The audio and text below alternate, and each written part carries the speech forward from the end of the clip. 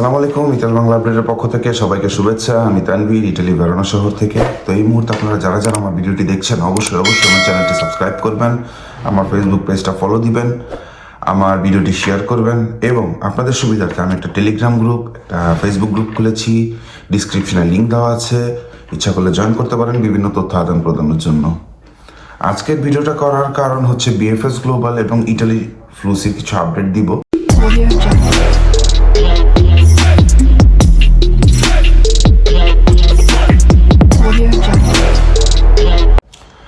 তো আপডেটের মধ্যে আপডেটটা হচ্ছে যে আপনারা অনেকে বলতেছেন যে ভাই স্পন্সরের ভিসার খবর কি, ডোমেস্টিকের ভিসার খবর কি, তারপর কৃষির ভিসার খবর কি, মানে নুলস্তা।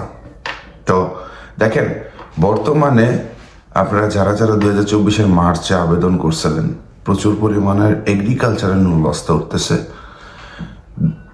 ডোমেস্টিক অল্প কিছু উঠছে এবং স্পন্সর ছোট ছোট শহরটিতে স্পন্সর মোটামুটি প্রায় মানে দেওয়া শেষ করতেছে। আর বড় শহর যেগুলি আছে দেখা গেছে যে 20%ও দেয়নি, 20%ও দেয়নি। এই জন্য আপনারা হতাশ হবেন না, কারণটা কি 2024 এখনো অনেক সময় আছে। স্পন্সরের ক্ষেত্রে তারা সারা বছর লাগেও কাগজটা দিতে পারে। যেমন আপনারা একটা জিনিস দেখেন যে 2023 আপনারা আবেদন করছেন, 2023 কাগজগুলি এখন উঠতেছে না। তো এগুলি একটা নর্মাল একটা লজিক। তো আপনারা খেয়াল রাখবেন যে ওই যে বলে যে জমা দেওয়ার 20 দিন কিংবা 25 দিনের পরে নুলস্তা দেন না, 20 দিন পর কিংবা 25 দিন পর থেকে তারা ফাইল হাতে নেয়, ঠিক আছে। আবার অনেকের কি হয়েছে, দেখা গেছে যে অনেকে নুলস্তা পাইছেন কিন্তু ঠিক 3 দিন পরে রেবোকার একটা প্রেয়াভিজো দি রেবোকা, এই কথাটা লাগ করছে, মানে রেবোকা করে দিবে। কারণটা কি, আপনার কাগজ বাকি আছে। দেখা গেছে ডোমেস্টিকের ক্ষেত্রেও আসেভারাসিওনে লাগে, স্পন্সরের ক্ষেত্রেও আসেভারাসিওনে লাগে এবং এগ্রিকালচারের ক্ষেত্রে আসেভারাসিওনে লাগে। আসেভারাসিওনেটা কি, আসেভারাসিওনেটা হচ্ছে যে আপনি ধরেন একজন মালিক, আপনি বছরে কত টাকা ইনকাম করতেছেন, কত টাকা ফাতুরা মানে রিসিট কাটতেছেন, ঠিক আছে, কত টাকা গভর্নমেন্টকে ট্যাক্স দিতেছেন, এরপরে যত টাকা আপনার বাকি থাকে তখন আপনি কজন কর্মচারী চালাইতে পারবেন আর কত টাকা আপনার কাছে থাকবে, এটার একটা হিসাব। ওই হিসাব নিয়ে তারপরে কমার্শিয়ালিস্ট একটা ডিক্লারেশন দিবে যে হ্যাঁ এই ব্যক্তি এতজন কর্মচারী চালাতে পারবে। এটার জন্য গ্যারান্টি আমি তার লিগ্যাল অ্যাডভাইজার হিসেবে, ওকে, সে একটা গ্যারান্টি দিবে। তো সচরাচর এটা সব কমার্শিয়ালিস্ট করে না, তো কিছু কিছু কমার্শিয়ালিস্ট আছে তারা করে, কিন্তু সব কমার্শিয়ালিস্টদের করে তা না। এটা কারণ এই কাগজের মধ্যে একটা রিস্ক আছে। এই কাগজটা যখন আপনি প্রেফেক্টুরাতে সাবমিট করবেন তখন প্রেফেক্টুরা যদি সন্দেহ হয় অবশ্যই সেই কমার্শিয়ালিস্টকে ফোন দিবে।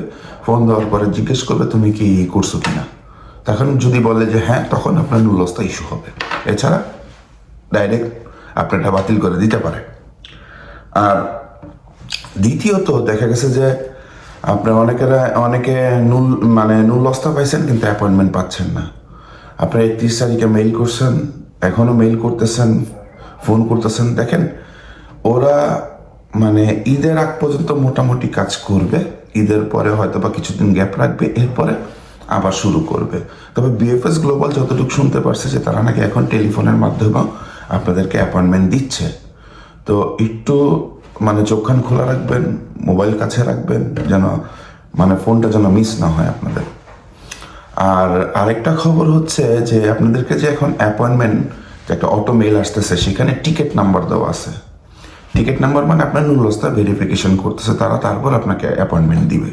একটা টিকিট নাম্বার দেওয়া আছে, দেখবেন ভালো। আর আরেকটা কথা হচ্ছে যে বিএফএস গ্লোবাল এবং বাংলাদেশ এম্বাসি যে আছে, ইটালিয়ান এম্বাসি, সেখানে একটা পরিবর্তন আসতে যাচ্ছে খুব তাড়াতাড়ি।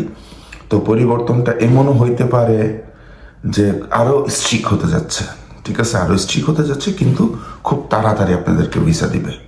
আর পিছের কাগজগুলি যে জমা আছে, পিছের কাগজ নিয়ে এই দেশে মোটামুটি ভালো একটা মানে তোলপাড় চলতেছে। কারণ অনেক আছে কলদিরিপ্তি শিয়ার পাসপোর্ট এখন পর্যন্ত আটকা বাংলাদেশে বিএফএসে এবং এম্বাসিতে।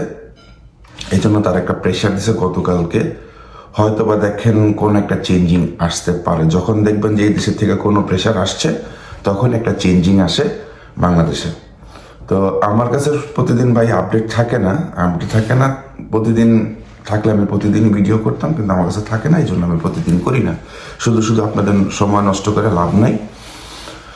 আর যদি আপনাদের আরও কোনো কিছু জানার থাকে, অবশ্যই আমার টেলিগ্রাম গ্রুপে কিংবা ফেসবুক গ্রুপে আপনারা নক করেন, আমি সেখানে আপনাদের উত্তর দিব ইনশাল্লাহ। তো ভালো থাকবেন, সুস্থ থাকবেন, আমার জন্য দোয়া করবেন। আসসালামু আলাইকুম।